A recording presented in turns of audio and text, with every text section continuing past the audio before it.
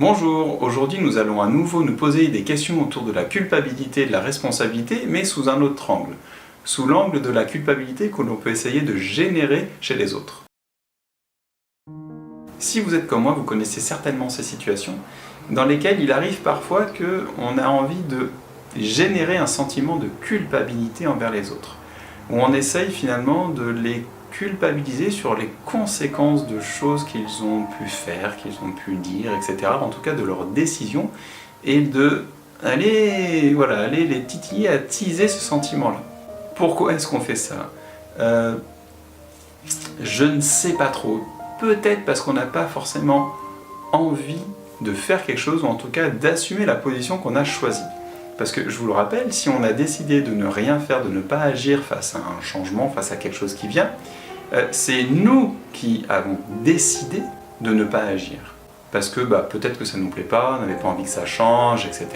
Bon là je vous renvoie au changement et tout ça. Et ça nous paraît peut-être plus facile d'aller voir l'autre et lui dire « Attends, toi t'as voulu changer ?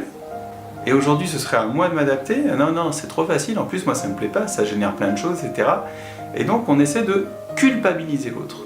Alors que si ça se trouve, l'autre a fait un choix tout à fait honnête, respectueux, il nous a même peut-être prévenu, il en a peut-être même discuté avec nous, et du coup il a fait un choix responsable.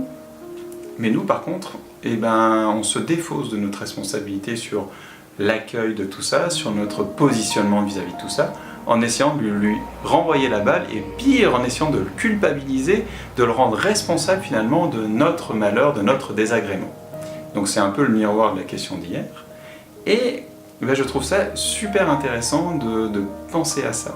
Et du coup, tout ça petit à petit, je pense que ça rend de plus en plus concret la frontière de responsabilité de chacun vis-à-vis des autres et vis-à-vis du fait d'assumer les conséquences de nos actes. Du coup, dans cette situation-là, ce qu'on peut vraiment se demander, c'est pourquoi est-ce que nous, à ce moment-là, on n'assume pas notre réaction? Qu'est-ce qui fait que on n'assume pas de ne pas vouloir réagir, ou qu'est-ce qui fait qu'on ne réagit pas finalement? Qu'est-ce qui fait qu'on n'agit pas, qu'on ne prend pas de décision? Et je vous le rappelle, ne pas prendre de décision, c'est prendre la décision de ne pas en prendre, donc c'est en prendre une. Voilà, donc ça tourne toujours autour de peurs, bien entendu, qui vont, pour moi, cette fois, être plus difficiles que d'habitude à trouver. Encore faudra-t-il que je trouve un exemple de situation où j'ai essayé de culpabiliser une autre personne pour finalement un effet de bord d'une de décision qui aurait un impact sur moi. Voilà, j'arrête là pour aujourd'hui, je vous remercie d'avoir regardé cette vidéo. Je vous souhaite une excellente journée et comme chaque jour, bien entendu, prenez soin de vous, c'est ce qu'il y a de plus important.